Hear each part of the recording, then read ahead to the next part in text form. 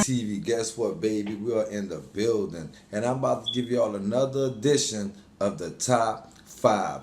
And on today's edition, we doing the 9 and 10 year olds for week 2. And that's the top 5, the 9 and 10 year olds for week 2.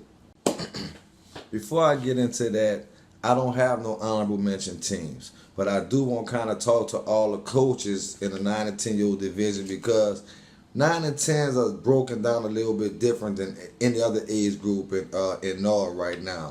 9 and 10 has one Division 1 league, and I like to call that the Power League of NOR, with Goretti, Harrell, Digby, McHugh, Pontchartrain, Norman, Milne, Lions Center, and Willie Hall. But my thing is this: do we want to take and do a top 5 for Division 1 and only at 9s and 10s? Do a top 5 for Division 2 too, because they got a lot of teams that plays in Division 2, more teams in Division 2 than there is in Division 1.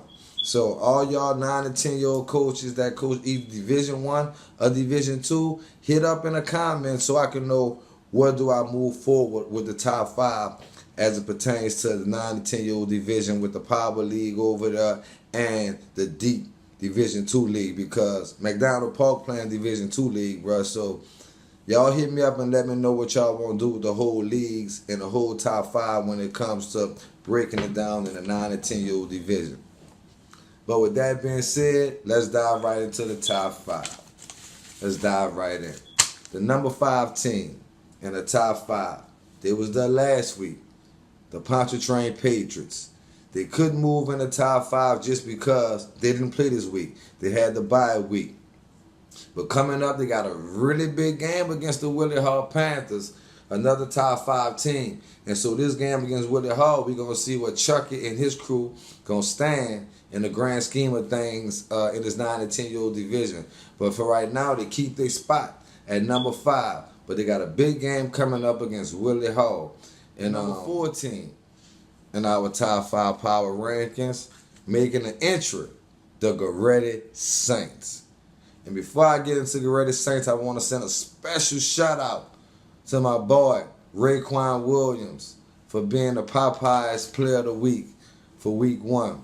A 2-touchdown game performance. Raekwon did his thing, and he's awarded the Popeyes Player of the Week for week 1 in the sophomore division. But when I think about this whole Goretti team, and I seen them in the preseason, and I seen some playmakers on their team, and you know they got Jaden LeDerrick that stepped up from the 7-8 to that team. I've always liked those two guys. But Raekwon been around for a minute, the veteran of the park, and he led them boys to a 20-0 win over Lions Center. So I think Goretti should be making some steady movement going forward in the top 5. So the number 4 team on the list right now is the Goretti Saints. The number 3 team on the top 5 list is the McHugh Eagles. I like to call them the Gold Crush crew, because that whole little crew is no big names on the team. That whole little crew is like they swarm to the ball and they always there. But when I think about McHugh, I just think about the game that they played against Norman on Saturday, where they beat them because of a touchdown by Norman that I hear was called back from a block in the back. So I think when you think about McHugh, it's always something going on with the programs at McHugh, rather giving the game or taking the game, but they're always in these dog fights. And this McHugh team, and they always seem to know how to come on top in these dog fights in the regular season.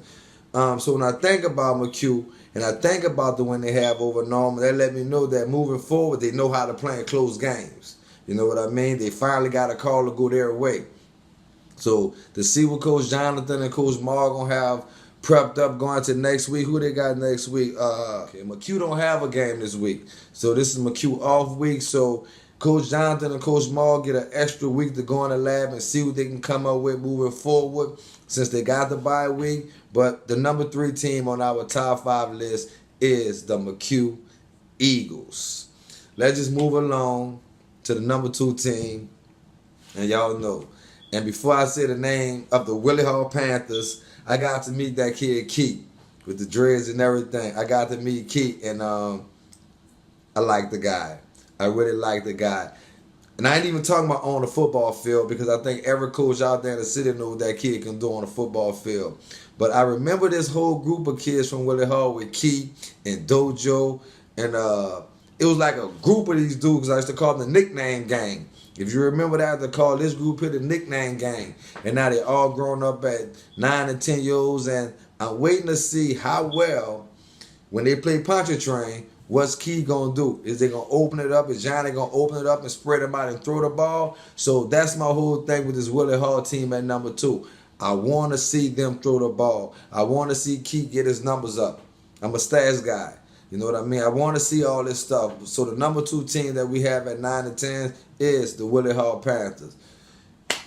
The number 1 team out there, you already know, the champs from a year ago, led by Coach Derek Henderson, the Hurrell Rams. And when you think about the Hurrell Rams, another shout out goes to my guy, Keith Johnson, running back from the Rams, also chosen as the Popeyes Player of the Week for Week 1 on the sophomore division. But when you think about Hurrell, you know what you think about. That big guy Cam, that big guy Will, that fast guy Primetime, Keith Johnson, anger management. They loaded. What can you say about Hurrell? They loaded. And they gave Millionaire a thrashing the other day. And I don't want to say thrash because my guy played for Millionaire. Y'all know the grown man Deuce. But they gave Millionaire 28-0 thrashing, to say the least.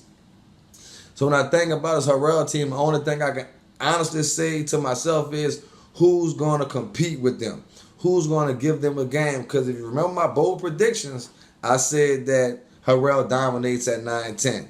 So the question that I asked to every other team out there, all these teams in this power division, who's going to threaten Hurrell for the throne? Because right now, Hurrell is the king of 9 and 10s. Coach Derek, the champion from a year ago. He has a championship group that won at 7 and 8, then won again at 9 years old. Now they all veterans at 10.